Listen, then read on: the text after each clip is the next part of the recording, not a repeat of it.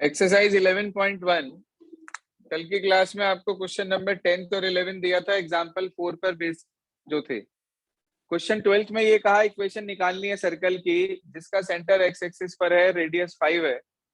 तो हमने equation let कर ली x minus h whole square plus y minus k whole square equals to r square. Centre let कर लिया a comma 0 because centre lies on x axis, that's why we consider it as a comma 0. If it is given that center lies on y-axis, then we take it as 0 comma a or 0 comma b, whatsoever you will like. Radius is given 5. हमने ये दोनों values को उठाकर यहाँ equation में put करा तो हमारे पास इक्वेशन आ गई x minus a whole square plus y square equals to 25. आगे उसने क्वेश्चन में ये कहा कि ये सर्कल 2,3 से पास हो रहा है, इसका मतलब 2, 3 इसकी इक्वेशन को सेटिस्फाई करेगा। तो हम लिखेंगे कि since above circle passes through 2,3, it implies 2,3 must satisfy equation of circle, must satisfy equation of circle. जी हाँ, सेटिस्फाई का अर्थ ये है कि आपको x और ये जो वैल्यू दी है पॉइंट की, ये आपको x और y की जगह रखनी है। तो ये आ गया x की जगह 2, y की जगह पर 3, तो 2 माइनस a का whole square equals to 16, 2 minus a is equals to plus minus 4, 2 minus a equals to 4 और 2 minus a equals to minus 4। तो यहां से a इधर 4 इधर, तो a की वैल्यू 2 माइनस 4 माइनस 2 आ गई और यहां से a की वैल्यू 6 आ गई। आपको इन दोनों वैल्यूज को एक एक करके उठाकर इस इक्वेशन में रखना है। तो पहले केस में इक्वेशन आ गई x plus 2 whole square plus y square equals to 25 और दूसरे केस में इक्वेशन आ गई x माइनस 6 का whole square plus y square equals to 25। Answer check करिए प्लीज, क्या दिया है। NCERT exercise 11.1 question number 12. I think it is very clear now.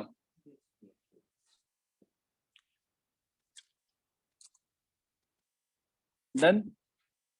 Answer check कर लेना एक बार, क्या दिया।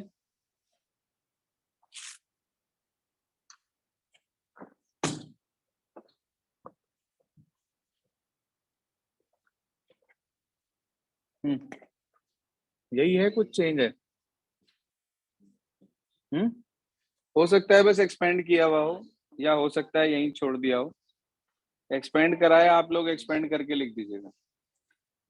कह रहा है find the equation of the circle passing through 0, 0 making intercept a and b on the coordinate axis. जरा ध्यान देना बोर्ड पे।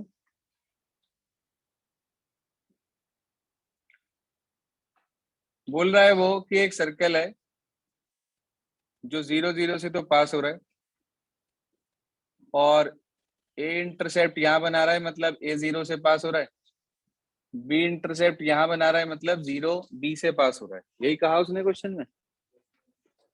उसने कहा सर सर्कल की इक्वेशन निकालनी है आपको, तो आप बता सकते हैं कैसे होगा। हाँ जी, देखो दो तरीके होते हैं। एक तो वो जो हमने एग्जाम्पल नंबर 4 में लगाया था कि हम इक्वेशन लेट कर लें और 3 पॉइंट सर्कल के ऊपर है, एक बार 0, 0, एक बार 0a, 0b और एक बार a, 0। तीनों को एक एक करके सेटिस्फाई कराएं, 3 इक्वेशन बनाए, सॉल्व करके वैल्यू निकाल लें। मगर इसका एक शॉर्टकट भी है। क्या शॉर्टकट है, ध्यान देना बोर्ड पे।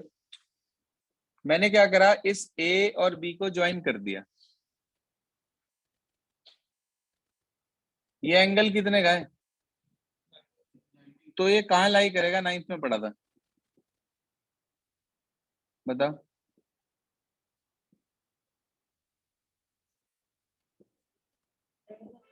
शाबाश, semi circle. It implies it lies in the semi circle. अच्छा, अगर ये सेमी सर्कल में लाई कर रहा है पॉइंट, तो इसका मतलब ये होगा it implies A B is diameter.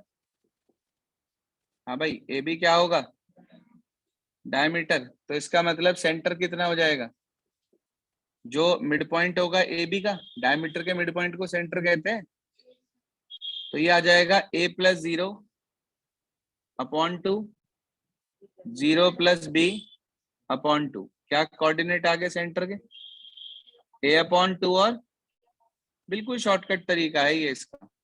Centre हमारे को मिल गया। अभी कमी है रेडियस की। तो मेरे बच्चे, रेडियस होता है सेंटर से किसी भी एक पॉइंट तक की डिस्टेंस। इसके कोऑर्डिनेट आपको मिल गए a/2 b/2। यहाँ लिखना मत, लिखना मत यहाँ पे, मैं सिर्फ समझा रहा हूं आपको। सेंटर के कोऑर्डिनेट आपको मिल गए। अब यहां से यहां तक का डिस्टेंस निकाल लो, या यहां से यहां तक का डिस्टेंस निकाल लो, वो क्या कहलाएगा, हाँ जी, वो रेडियस कहलाएगा। बिल्कुल ठीक बात है। तो आप ये कह सकते हैं radius is equals to P A या पी बी। तो पी ए डिस्टेंस निकाल रहा हूं मैं, a minus a/2 whole square plus b/2 minus 0 या 0 माइनस b/2 का होल स्क्वायर, तो b²/4। a में से a/2 चले गए, a/2 उसका स्क्वायर a²/4 और इसका ये करके b²/4। ये रेडियस आ गया। मुझे इक्वेशन चाहिए, तो फॉर्मूला है x माइनस h का whole square plus y minus k मतलब b/2 का whole square equals to r²। a²/4 root हट जाएगा, स्क्वायरिंग कर दी सर इसकी, बोलो कितना, x² प्लस a²/4 माइनस के ax हो जाएगा, 2 से 2 कट जाएगा, y² प्लस b²/4 माइनस के by बचेगा, वो भी कट जाएगा, a²/4 प्लस b²/4, a²/4 से a²/4 कट, b²/4 से b²/4 कट। आपको इक्वेशन मिल गई x² plus y² minus ax minus by equal to 0। Check करें प्लीज बुक से आंसर क्या रहा।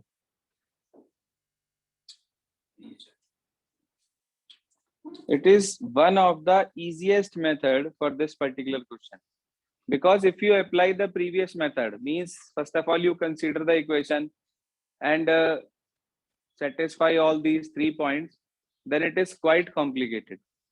So it is better if you apply this procedure, that the in a right angle triangle midpoint of the hypotenuse is the center of the circle।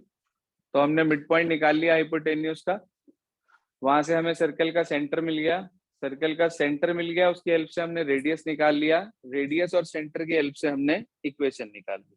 Clear है सभी को, हाँ जी clear. इसके बाद आगे चलते हैं, क्वेश्चन नंबर 14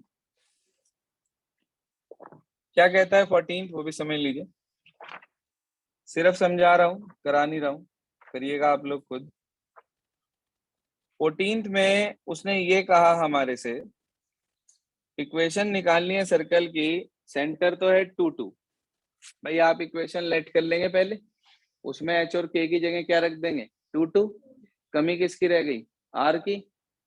आपको एक पॉइंट दे रखा है 4 5, तो सेटिस्फाई करा देंगे x y की जगह रख के, वहां से r² की वैल्यू मिल जाएगी, उसे इक्वेशन में रख देंगे, आंसर आ जाएगा। डिस्टेंस से कैसे, सेंटर है और एक पॉइंट है, हाँ रेडियस सीधा आ जाएगा, दोनों का डिस्टेंस निकाल दो, डिस्टेंस फार्मूले से रेडियस आ जाएगा और तब फार्मूला लगा दो, बिल्कुल ठीक है। 15th में कह रहा है कि ये एक पॉइंट है, ये सर्किल के अंदर है, बाहर है या सर्किल पर है, ये बताना है। सर्कल की इक्वेशन दे रखी है। भाई अगर इस पॉइंट का सेंटर से डिस्टेंस रेडियस से छोटा आया तो ये अंदर होगा, रेडियस के बराबर आया तो सर्किल पे होगा, रेडियस से बड़ा आया तो सर्किल के बाहर होगा। इक्वेशन देख के आप मुझे उसका सेंटर बता सकते हो, बताया था मैंने आपको सर 0,0।